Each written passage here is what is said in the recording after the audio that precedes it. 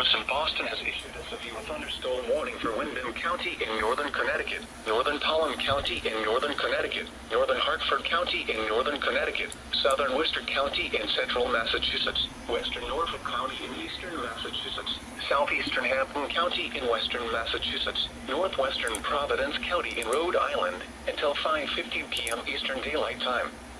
At 4:21 p.m. Eastern Daylight Time, severe thunderstorms were located along a line extending from New Leicester to Stafford, moving southeast at 20 miles per hour.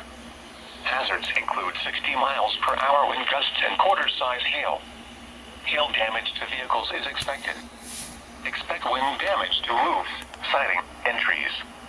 Locations impacted include Worcester, Enfield, Woonsocket, Franklin, Mansfield, Windham, Grafton, Killingly, Webster, Southbridge, Bellingham, Auburn, Burteville, Longmeadow, East Longmeadow, Northbridge, Ellington, Tolland, Wilbraham, and Oxford.